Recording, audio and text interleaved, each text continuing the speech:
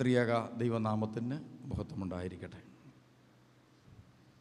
യോഹന്നാൻ്റെ സുവിശേഷം 6-ാം അധ്യായം വളരെ പ്രധാനപ്പെട്ട ഒരു സുവിശേഷ ഭാഗമാണ്.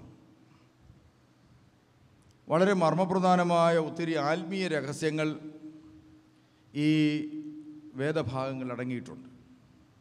പ്രത്യേകിച്ച് നമ്മളിപ്പോൾ പെരുന്നാളിൻ്റെ ഒരു സീസണിലാണ്. വിശുദ്ധന്മാരോടുള്ള പെരുന്നാളുകൾ നമ്മൾ ആഘോഷിച്ചുകൊണ്ടിരിക്കുന്ന ഒരു കാലഘട്ടം കൂടിയാണ്.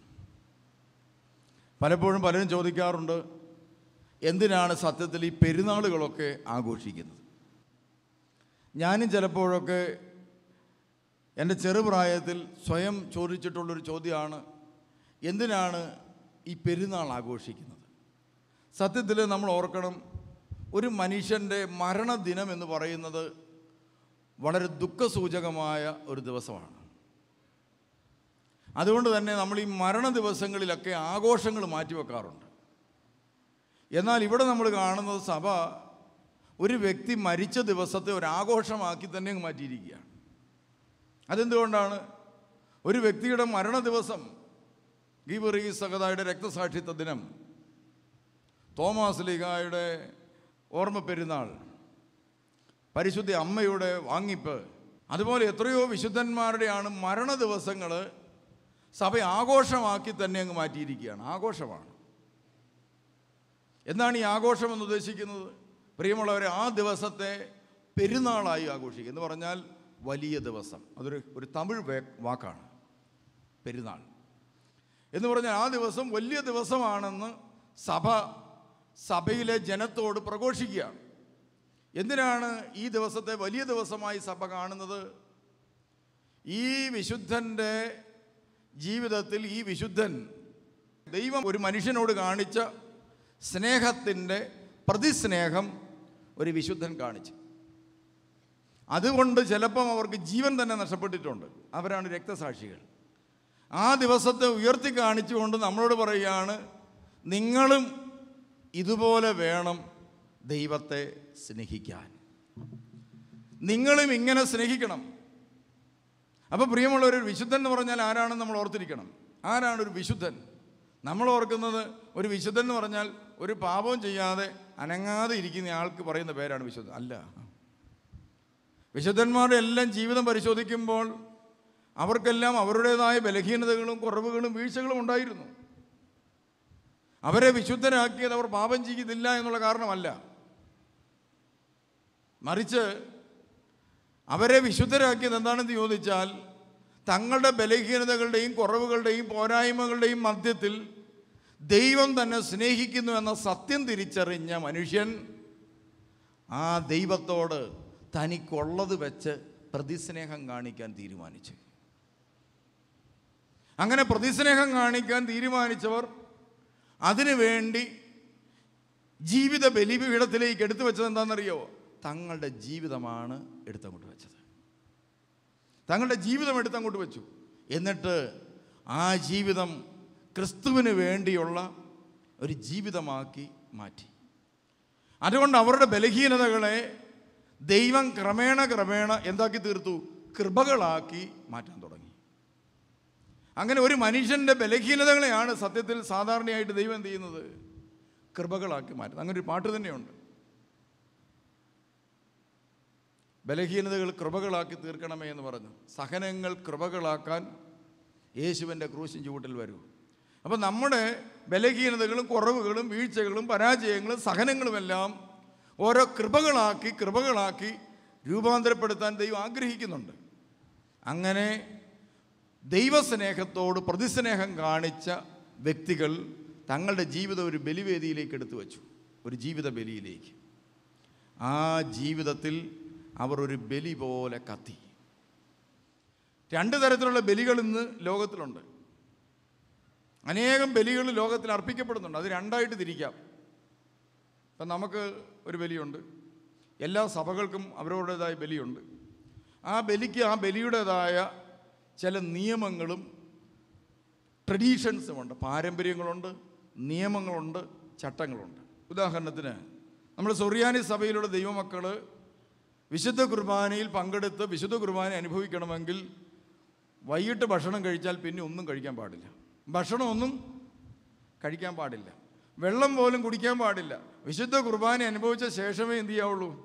കുടിക്കാൻ പാടുള്ളൂ. എന്നാൽ നമ്മുടെ പല ആളുകൾക്ക് ഇത് അറിയാൻ മേലെന്ന് എനിക്ക് മനസ്സിലായിട്ടുണ്ട്. കാരണം ഞാൻ ചില സ്ഥലങ്ങളിലൊക്കെ വിദേശ രാജ്യത്തൊക്കെ പോയി താമസിച്ചിട്ട് വീടുകളിൽ താമസിച്ചിട്ടാണ് പള്ളിയിൽ പോകുന്നത്. അന്നേരം ചിലർ വളരെ സ്നേഹത്തോടെ പറയും, തിരുമേനി 10-11 മണി ആകുമ്പോഴേ ഉള്ളൂ കുർബാന, അതുകൊണ്ട് ഒരു കാപ്പിയും ഇച്ചിരി ബിസ്ക്കറ്റും ഇച്ചിരി പുട്ടുപുഴുങ്ങിയതും കൂടെ കഴിച്ചു. ഇനിയിപ്പോൾ 12 മണിയൊക്കെ ആവും കുർബാന കഴിഞ്ഞ് പുറത്തിറങ്ങുമ്പോൾ, അതുകൊണ്ട് എന്നേലും ഒന്ന് കഴിച്ചിട്ട് പോകും, ഇങ്ങനെ വെറും വയറ്റിലിരിക്കാതെ. അപ്പോൾ എനിക്ക് മനസ്സിലാകാറുണ്ട് എന്താണ് ഇവർ പുട്ടടിച്ചിട്ടാണ് എന്ത് കഴിക്കുന്നത്? കുർബാന അനുഭവിക്കുന്നത്. അപ്പോൾ സുറിയാനി സഭയുടെ ട്രഡീഷനാണത്. ഇനി അങ്ങനെ അല്ലാതെ ഓരോ സഭയ്ക്കും ഓരോ ട്രഡീഷനാണ്. അത് സഭയാണത് നിശ്ചയിച്ചിരിക്കുന്നത്. അത് പാലിക്കുന്നവരുണ്ട്, ചിലപ്പോൾ പാലിക്കാൻ കഴിയാതെ, ചിലപ്പോൾ രോഗിക്ക് ചിലപ്പോൾ അത് സാധിച്ചെന്ന് വരികയല്ല.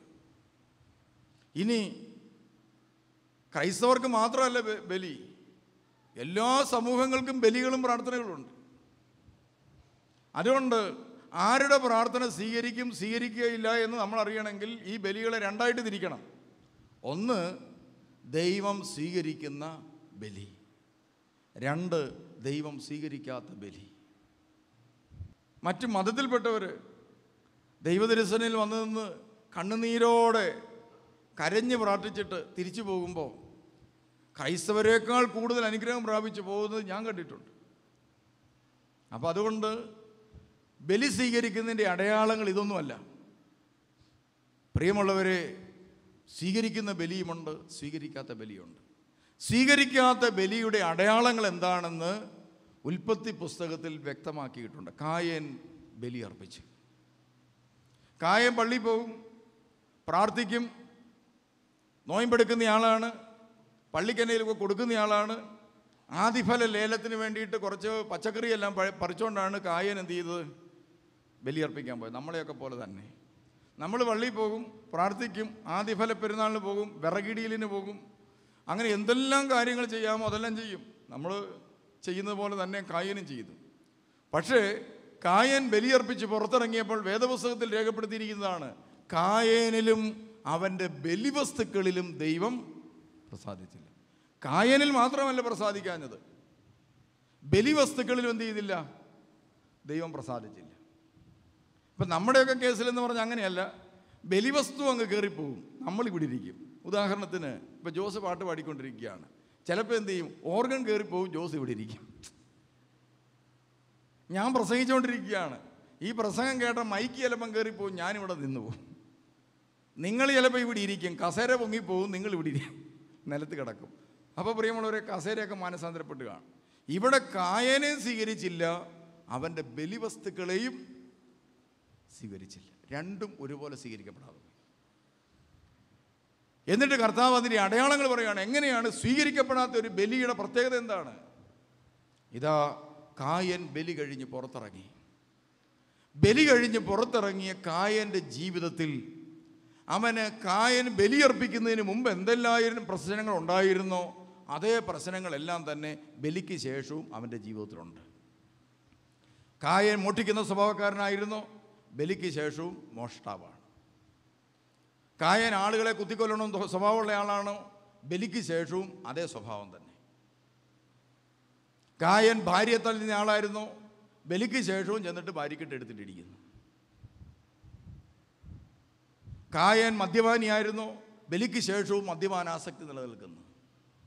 കായൻ മയക്കുമരുന്നടിക്കുന്നവനാണോ, ഇതാ ബലിക്ക് ശേഷവും പ്രാർത്ഥനയ്ക്ക് ശേഷവും അതേ കാര്യം നിലനിൽക്കുന്നു എന്ന് മനസ്സിലായിക്കോണം. അവൻ അർപ്പിച്ച ബലികളും പ്രാർത്ഥനകളും ദൈവം സ്വീകരിച്ചില്ല. അതുകൊണ്ട് ദൈവം ചോദിച്ചു, കായൻ, നിന്റെ മുഖം എന്താ വാടിയിരിക്കുന്നത്? നീ എന്താ കോപിച്ചിരിക്കുന്നത്? കായൻ മറുപടി പറഞ്ഞില്ല.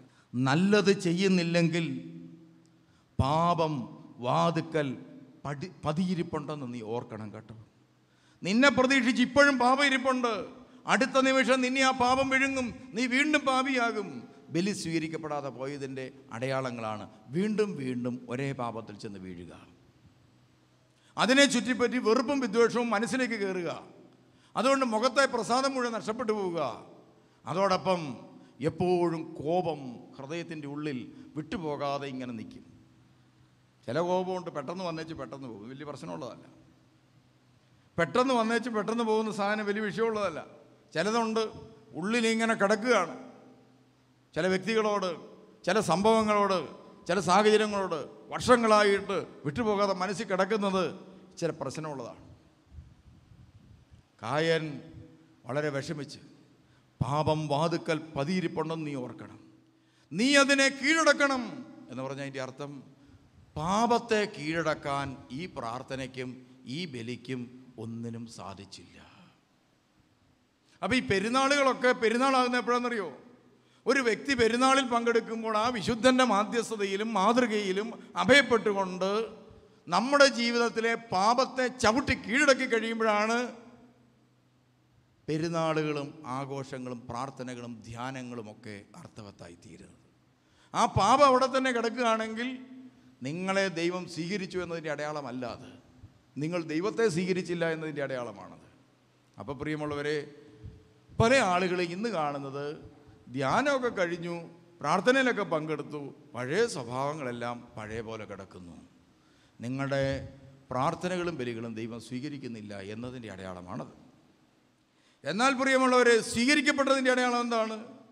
പ്രിയമുള്ളവരെ, സ്വീകരിക്കുന്ന ബലിയുടെ അടയാളം ഏലിയാവ് ബലിയർപ്പിച്ച്. പ്രിയമുള്ളവരെ, ബലി അങ്ങോട്ട് അർപ്പിച്ചു. ബലിയർപ്പണം നടന്ന്, എൻ്റെ കർത്താവേ എൻ്റെ മേൽ കരുണ തോന്നണമേ. വിശുദ്ധ കുർബാനയുടെ മധ്യത്തിലൊരു പ്രാർത്ഥനയുണ്ട്, നിങ്ങൾ കേട്ടിട്ടില്ലേ? പുരോഹിതൻ ഇരു കരങ്ങളും ഉയർത്തി നടത്തുന്നൊരു പ്രാർത്ഥന, കർത്താവേ എന്നോട് കരുണ തോന്നണം.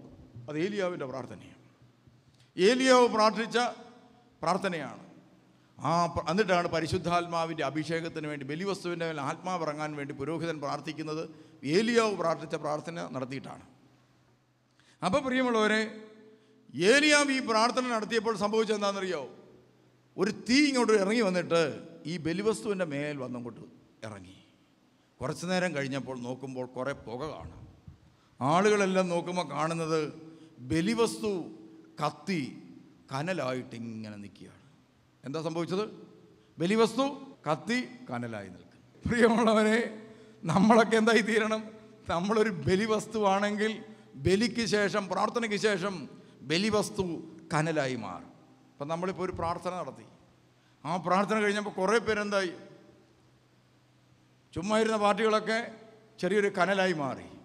അവർക്ക് നല്ല ഉത്തേജനം കിട്ടി. പിതാവേ എന്നൊക്കെ വിളിച്ചു കഴിഞ്ഞപ്പോഴത്തേനും അപ്പനെയൊക്കെ മനസ്സിൻ്റെ ഉള്ളിൽ നിന്ന് പുറത്തിയാടി, അപ്പനോടുള്ള സ്നേഹമൊക്കെ. അതുകൊണ്ട് ചിലരൊക്കെ അങ്ങോട്ട് നല്ലോണം പ്രാർത്ഥിച്ച്. അത് സ്വീകരിക്കപ്പെടുന്ന ബലിയാണ്. ഇവിടെ ഒരൊറ്റ പ്രാർത്ഥന നടത്തുമ്പോൾ പ്രിയമുള്ളവർ, ഇവിടെ ഇരിക്കുമ്പോൾ അറിയാൻ പറ്റും എന്താണ് ആരുടെയൊക്കെ പ്രാർത്ഥന സ്വീകരിക്കപ്പെടുന്ന പ്രാർത്ഥനയാണ്.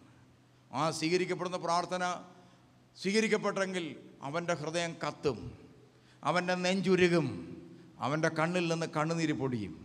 അവൻ അപ്പനോടുള്ള തീവ്രത സ്നേഹം കൊണ്ട് അടുത്ത് നിൽക്കുന്ന ആളെയൊക്കെ മറന്നുപോകും. എന്നിട്ട് തീവ്രമായൊരു പ്രാർത്ഥനയിലേക്ക് അവൻ കടക്കും. അതാണ് സ്വീകരിക്കപ്പെടുന്ന ബലിയുടെ ലക്ഷണം, സ്വീകരിക്കപ്പെടുന്ന ലക്ഷണമാണ്. ഏലിയാവ് ആത്മാർത്ഥമായൊരു ബലി അർപ്പിച്ചു. ആ ബലി സ്വീകരിച്ചതിൻ്റെ ലക്ഷണം ബലിവസ്തു പോലും കനലായി തീർന്നു. പുതിയ നിയമത്തിലേക്ക് വരുമ്പോൾ നാം കാണുന്നത് എന്താണെന്നറിയോ? പ്രിയമുള്ളവരെ, ബലിവസ്തു തന്നെ യേശുവാണ്. എന്ന് പറഞ്ഞാൽ ബലിയർപ്പിക്കുന്ന പുരോഹിതനും ബലിവസ്തുവും യേശുവാണ്. അപ്പം പുതിയ നിയമത്തിലെ ബലിയുടെ നിയമം എന്ന് പറയുന്നത് ബലിയർപ്പിക്കുന്ന പുരോഹിതനും ബലിവസ്തുവും ഒന്നാണ്. അങ്ങനെയാണെങ്കിൽ ഞായറാഴ്ച ദിവസം നമ്മൾ ബലിയർപ്പിക്കാൻ പോവുക. ബലിവസ്തു ആരാ? പുതിയ നിയമത്തിൻ്റെ നിയമം ഇതാണ്, ബലിവസ്തുവും ബലിയർപ്പിക്കുന്ന പുരോഹിതനും ഒന്ന്. ആരാ കുർബാനയ്ക്ക് പോകുന്നത്? നമ്മൾ. അപ്പോൾ ബലിവസ്തു ആരാ? നമ്മൾ. അങ്ങനെയാണെങ്കിൽ ബലിയർപ്പിക്കുന്ന പുരോഹിതൻ ആരാ? നമ്മളാണ്. അതുകൊണ്ടാണ് പത്രോസ് അപ്പോസ്തലൻ പറഞ്ഞത്, നിങ്ങളുടെ രാജകീയ പുരോഹിത ഗണം. 1 പത്രോസ് 2:9-11 വചനം. നിങ്ങൾ രാജകീയ പുരോഹിത ഗണമാണ്, ദൈവത്തിൻ്റെ സ്വന്തം ജനമാണ്. പത്രോസ് അപ്പോസ്തലൻ പറയാൻ കാരണം ഇതാണ്, നിങ്ങൾ തന്നെ രാജകീയ പൗരോഹിത്യം വഹിക്കുന്ന വ്യക്തിയാണ്. നീ ഒരു രാജാവിനെ പോലെ ദേവാലയത്തിലേക്ക് മാമോദീസ മുങ്ങി കിരീടം പ്രാപിച്ചവനാ. നീ കിരീട അവകാശിയാണ് എന്ന് സഭ തെളിയിച്ചതാണ്. മാമോദീസ സമയത്ത്. അതുകൊണ്ടല്ലേ കൊച്ചിൻ്റെ തലയിൽ കിരീടം വെക്കുന്നത്.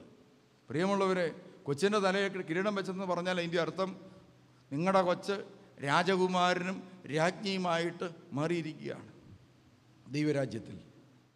ദൈവരാജ്യത്തിലെ രാജകുമാരന്മാരായി രാജകുമാരികളായി മാറിയിരിക്കുകയാണ് ഈ കുഞ്ഞെന്നാണ് ഈ ബലി, ഈ തൊപ്പി വെച്ചതിൻ്റെ അടയാളം.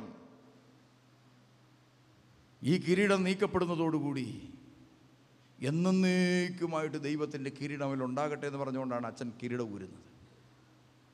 അപ്പോൾ പ്രിയമുള്ളവരെ, നമ്മളൊക്കെ കിരീടാവകാശികൾ കൂടിയാണ്, രാജകീയ പുരോഹിത ഗണമാണ്. അപ്പോൾ ബലിയർപ്പിക്കുന്ന പുരോഹിതനും ബലിവസ്തു ആരാ?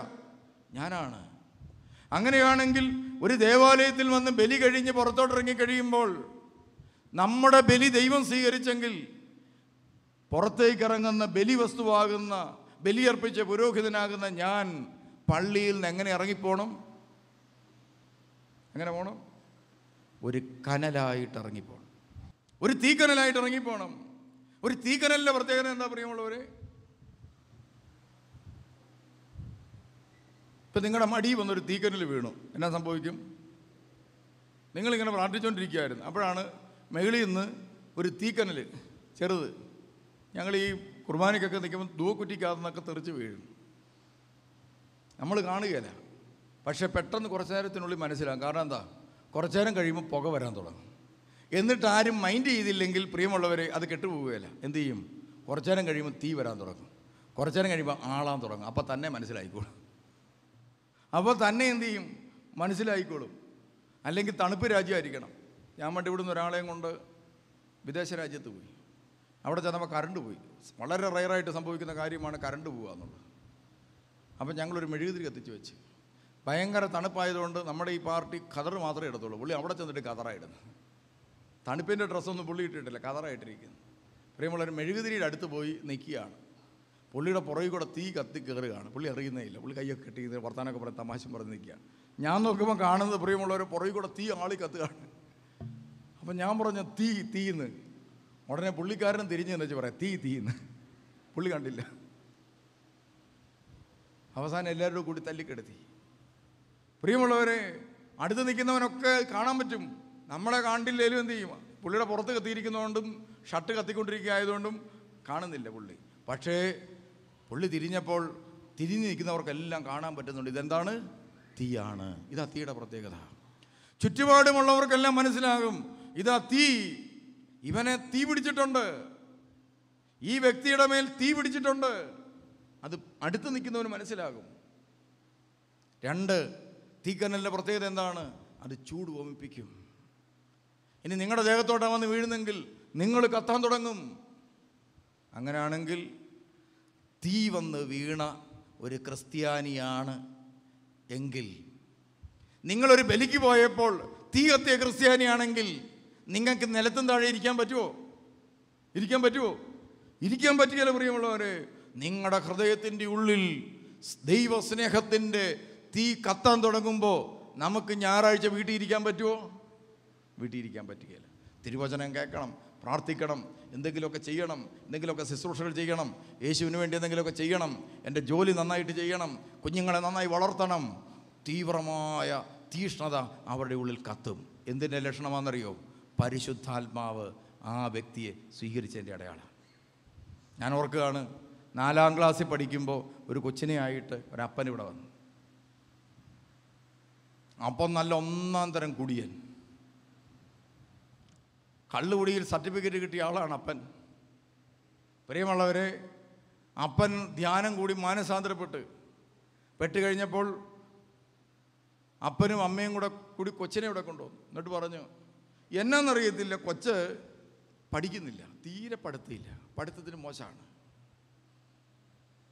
അപ്പം ഞാൻ ഈ കൊച്ചിൻ്റെ തലേ കൈ വെച്ച് പ്രാർത്ഥിച്ചു കഴിഞ്ഞപ്പോൾ എനിക്ക് മനസ്സിൽ തോന്നിയൊരു കാര്യം ഞാൻ ചോദിച്ചു, കൊച്ചെന്തെങ്കിലും കണ്ട് പേടിച്ചിട്ടുണ്ടോ? അന്നേരം അപ്പം പറഞ്ഞ്, ഒന്നും കണ്ട് പേടിച്ചതായിട്ട് ഇതുവരെ ഒന്നും പറഞ്ഞു കേട്ടിട്ടില്ല. ഞാൻ അമ്മയോട് ചോദിച്ചു, കൊച്ചെന്തെങ്കിലും കണ്ട് പേടിച്ചിട്ടുണ്ടോ? ഉടനെ അമ്മ പറഞ്ഞു, കൊച്ച് പേടിച്ചിട്ടുണ്ട്. ഞാൻ ചോദിച്ചു, എന്ത് കണ്ടിട്ടാ? അപ്പൻ കള്ളു കുടിച്ച് വീട്ടിൽ കിടന്ന് ബഹളം വെക്കുന്നത് കണ്ട് കൊച്ച് പേടിച്ചിട്ടുണ്ട്. അപ്പോൾ ഞാൻ കുറച്ച് പ്രാർത്ഥന നടത്തിയ ശേഷം 2 വചനം ആ കൊച്ചിന് കൊടുത്തു വിട്ടു. അതിലൊന്ന് യോഹന്നാൻ്റെ സുവിശേഷത്തിൽ നിങ്ങളുടെ പിള്ളേർക്കൊക്കെ നിങ്ങൾ കൊടുക്കണം. 15-ാം അധ്യായം 26-ാമത്തെ വാക്യം, 14-ാം അധ്യായം 25-ാമത്തെ വാക്യം. ഈ 2 വാക്യമാണ്. നിങ്ങളുടെ കൂടെ ആയിരിക്കുമ്പോൾ തന്നെ ഇതു ഞാൻ നിങ്ങളോട് പറഞ്ഞിരിക്കുന്നു. എന്നാൽ എൻ്റെ നാമത്തിൽ പിതാവ് അയക്കുന്ന സഹായകനായ പരിശുദ്ധാത്മാവ് എല്ലാ കാര്യങ്ങളും നിങ്ങളെ പഠിപ്പിക്കുകയും ഞാൻ നിങ്ങളോട് പറഞ്ഞിട്ടുള്ളതെല്ലാം നിങ്ങളെ അനുസ്മരിപ്പിക്കുകയും ചെയ്യും. ഇത്രയേ ഉള്ളൂ വചനം. സഹായകനായ പരിശുദ്ധാത്മാവ് എല്ലാ കാര്യങ്ങളും നിങ്ങളെ പഠിപ്പിച്ചോളും. ഇത് പറഞ്ഞിട്ട് ഞാൻ പറഞ്ഞു, കൊച്ചിനോട് പറഞ്ഞു, നീ ഇങ്ങനെ പ്രാർത്ഥിക്കണം: സഹായകനായ പരിശുദ്ധാത്മാവേ, പഠിക്കാൻ കഴിവില്ലാത്ത എന്നെ എല്ലാം പഠിപ്പിക്കണമേ. സംഗതി പാസ്സായി. പ്രിയമുള്ളവരെ, 4-ാം ക്ലാസ്സിൽ തൊട്ട് പ്രാർത്ഥനയും കൊണ്ട് തുടങ്ങി. ഇതാ 5-ാം ക്ലാസ് ആയപ്പോൾ പഠിക്കാൻ കഴിവില്ലാത്ത കൊച്ച് ഇതാ 5-ാം ക്ലാസ്സിൽ ഉയർന്ന നിലവാരത്തിലേക്ക് വന്നു. 6-ാം ക്ലാസ് കഴിഞ്ഞപ്പോൾ തൊട്ട് അതിനേക്കാൾ ഉയർന്ന നിലവാരത്തിലേക്ക് വന്നു. 7-ാം ക്ലാസ് കഴിഞ്ഞപ്പോൾ ക്ലാസ്സിലെ ടോപ്പായി. ഇതാ SSLC പരീക്ഷ എഴുതാറായപ്പോൾ അവളൊരു ജേതാവിനെ പോലെ കുറേ കുട്ടികളെ കൂട്ടിക്കൊണ്ട് ഇങ്ങോട്ട് പോന്നു. അത് പോച്ചു. കുറേ പിള്ളേരെയും കൂട്ടിക്കൊണ്ടാണ് ഇങ്ങോട്ട് വന്നത്. അവർക്കെല്ലാം ഈ വചനം പറഞ്ഞു കൊടുത്തു. ഞാൻ ഈ വചനം വായിച്ചപ്പോൾ എനിക്ക് കിട്ടി, അതുകൊണ്ട് നിങ്ങളും വായിച്ചോളാം. പ്രിയമുള്ളവരെ, ഇതാ SSLC പരീക്ഷയ്ക്ക് എല്ലാത്തിനും A+ കിട്ടി പാസ്സായി. എങ്ങനെ ഇത് സംഭവിച്ചത്? ബലി സ്വീകരിക്കപ്പെട്ടതിൻ്റെ അടയാളമാണ്. വ്യത്യാസം ഉണ്ടാകും. ജീവിതത്തിൽ ദൈവം ബലികൾ സ്വീകരിക്കുന്നതിൻ്റെ അടയാളമാണ് ജീവിതത്തിൽ അടിമുടിയായ മാറ്റങ്ങൾ ഉണ്ടാകുന്നു എന്നത്. അതുകൊണ്ട് നിങ്ങൾ പ്രാർത്ഥിക്കുന്നുണ്ടോ? ഒച്ചയിലാണോ പ്രാർത്ഥിക്കുന്നത്? പതുക്കെയാണോ പ്രാർത്ഥിക്കുന്നത് എന്നൊക്കെ നോക്കി, ചില ലക്ഷണങ്ങളൊക്കെ നോക്കി നമുക്ക് വല്ലതും പറയാമെന്നല്ലാതെ ഹൃദയം പരിശോധിക്കുന്നവൻ്റെ മുമ്പിൽ ഈ പരിപാടികളൊന്നും നടക്കുകയില്ല. അപ്പം ഞാൻ പറഞ്ഞു വന്ന ഇതാണ്. ഇത് ഏലിയാവ് ബലി അർപ്പിച്ചു. ആ ബലിവസ്തുവിൻ്റെ മേൽ അഗ്നി ഇറങ്ങി, ബലിവസ്തു കനലായി തീർന്നു. അപ്പോൾ ഒരു വ്യക്തി വിശുദ്ധനാകുന്ന എപ്പോഴാണെന്നറിയോ? അയാളുടെ ബലി ദൈവം സ്വീകരിച്ചുകൊണ്ട് സ്നേഹത്തിൻ്റെ അഗ്നി ഇറങ്ങി ആ വ്യക്തിയുടെ ജീവിതം സ്നേഹത്തിൻ്റെ കനലായി നിൽക്കുകയും ആ വ്യക്തി ദൈവത്തിൻ്റെ സ്നേഹത്തിൽ നിറഞ്ഞു നിന്നുകൊണ്ട് പ്രവർത്തിക്കാൻ തുടങ്ങുകയും ചെയ്യുമ്പോൾ മനസ്സിലായിക്കോണം, ഇതൊരു കനലാണ്, ഇതൊരു കനലാണ്. ഈ കനൽ മറ്റുള്ളവരൊക്കെ, നിങ്ങളുടെ കുഞ്ഞ് ദൈവസ്നേഹത്തിൽ നിറഞ്ഞു നിന്ന് ഒരു വാക്കോ പ്രവൃത്തിയോ പറഞ്ഞാൽ നിങ്ങൾ ഓർത്തോണം, ഇതൊരു കനലാണ്. മദർ തെരേസ അവൾ പറഞ്ഞ്, കൊച്ചുപ്രായത്തിൽ അവളുടെ ഉള്ളിൽ ഇതാ പാപങ്ങളോടുള്ള കരുണ തോന്നി. അമ്മയ്ക്ക് മനസ്സിലായി ഇതൊരു കനലാണ്. ആ കനലിനെ അമ്മ ഊതിക്കത്തിച്ചുകൊണ്ടിരുന്നു. അവസാനം പ്രിയമുള്ളവരെ, അതങ്ങോട്ട് ആളിപ്പിടിച്ചു. അതും ഓർക്കണം, ഒരു ദരിദ്ര രാജ്യത്തിൽ വന്നപ്പോഴാണ് ഇത് ആളിപ്പിടിച്ചത്. ആളിപ്പിടിച്ച് അവസാനം ലോകം മുഴുവനും ഇതാ കത്തിപ്പടരുന്ന ഒരു തീപ്പന്തമായി ഈ സ്ത്രീ അങ്ങോട്ട് മാറിയില്ലേ? അവസാനം സഭ വിളിച്ചു പറഞ്ഞ്, ഇത് ഒരു വിശുദ്ധയാണ്, ഇവളുടെ നാമം വളരെ പ്രധാനപ്പെട്ടതാണ്, ഇവളുടെ മരണദിനം ആഘോഷിക്കേണ്ട ദിവസമാണ്. ഇതുപോലെ മോർ ഗീവർഗീസ് സഹദ എന്ത് ചെയ്തു? ഒരു ജീവിതം അങ്ങോട്ട് ദൈവദർശനത്തിലേക്ക് എടുത്തു വെച്ചു കൊടുത്തു. ക്രിസ്തുവിന് വേണ്ടി സാക്ഷിയായി തീർന്നു. അവസാനം മരണം വരിച്ചു. സഭ പറഞ്ഞു, ഈ ചെറുപ്പക്കാരൻ്റെ മരണം വെറും മരണമല്ല, ഇതൊരാഘോഷ മരണമാണ്, ഇതൊരാഘോഷ മരണമാണ്. അതുകൊണ്ട് എന്ത് സംഭവിച്ചു? ആ ബലിവസ്തുക്കൾ അവസാനം സഭയുടെ ബലിപീഠങ്ങളായി മാറി. ആ ബലിവസ്തുക്കൾ അവസാനം ബലിപീഠങ്ങളായി മാറി. പ്രിയമുള്ളവരെ, ആ ബലിപീഠമാണ് ഇന്ന് പെരുന്നാൾ ആഘോഷിക്കുന്ന ബലിപീഠം. മോർ ഗീവർഗീസ് സഹദയുടെ മാധ്യസ്ഥയിലുള്ള പള്ളിയിലെല്ലാം മോർ ഗീവർഗീസയുടെ പെരുന്നാൾ. അങ്ങനെ ഏതെങ്കിലും വിശുദ്ധൻ്റെ നാമത്തിൽ പരിമല തിരുമേനിയുടെ ജീവിതം ബലിയായി അർപ്പിച്ചതിനെക്കുറിച്ച് മനസ്സിലാക്കി നമ്മൾ അർപ്പിക്കുന്ന ബലിയാണ് ആ പെരുന്നാൾ. അവർ ബലിപീഠമായി മാറി. ആർക്ക് വേണ്ടിയാ? നമുക്ക് ബലിയായി തീരാൻ വേണ്ടിയുള്ള ബലിവസ്തുക്കളായി അവർ മാറി. ഇനി എങ്ങനെ മാറിയത്? യേശുവിൻ്റെ സ്നേഹം, ആ പരിശുദ്ധാത്മാവാകുന്ന അഗ്നി അവരുടെ നെഞ്ചിലേക്ക് ഇറങ്ങി വന്നു എന്നുള്ളതാണ് അവരുടെ ജീവിതത്തിൽ സംഭവിച്ചത്. അതാണ് അവരുടെ ജീവിതത്തിൽ സംഭവിച്ചത്. അങ്ങനെ അവരാരായി തീർന്നു? ഒരു കനലായി തീർന്നു. ആ തീക്കനലാണ് സഭയെ പിൽക്കാലത്ത് പിടിച്ചു നിന്നത്. സഭയിലെ വിശുദ്ധന്മാരുടെ നെഞ്ചിൽ നിന്ന് ഉതിർത്തിരിഞ്ഞു വരുന്ന ദൈവസ്നേഹത്തിൻ്റെ തീക്കനലാണ് സഭയെ എല്ലാ കാലവും പിടിച്ചു നിർത്തിയത്. സഭ എപ്പോഴാണ് തകരുതെന്നറിയാവോ? നെഞ്ചിൽ ക്രിസ്തുവിൻ്റെ സുവിശേഷത്തിൻ്റെയും സ്നേഹത്തിൻ്റെയും തീക്കനൽ മങ്ങുന്ന മനുഷ്യർ എപ്പോൾ സഭയിലുണ്ടാകുന്നു, അപ്പോൾ സഭ എന്ത് ചെയ്യാൻ തുടങ്ങും? സഭ തകരാൻ തുടങ്ങും. അതുകൊണ്ടാണ് നമ്മൾ ഇടയ്ക്കിടയ്ക്ക് എന്ത് ചെയ്യുന്നത്? സുവിശേഷം പ്രസംഗിച്ചും കൺവെൻഷൻ നടത്തിയും ആളുകളെ എന്ത് ചെയ്യുന്നത്? പ്രചോദിപ്പിച്ചുകൊണ്ടിരിക്കുന്നത്. അപ്പോൾ ക്രിസ്തു പ്രതീക്ഷിക്കുന്നത്, പ്രിയമുള്ളവരെ, ക്രിസ്തുവിൻ്റെ സ്നേഹത്തിൽ പ്രചോദിതമായി ജീവിതം കൊടുക്കുന്ന ഒരു വ്യക്തിയാണ്. എന്നാൽ ക്രിസ്തുവിൻ്റെ അടുക്കലേക്ക് വരുന്നവരൊന്നും അങ്ങനെ ആയിരിക്കണമെന്ന് നിർബന്ധമില്ല. അതാണ് യോഹന്നാൻ്റെ സുവിശേഷം 6-ാം അധ്യായം എന്ന് പറഞ്ഞിട്ട് ഞാൻ ഇത്രയും പറഞ്ഞത്, ഇൻട്രൊഡക്ഷൻ.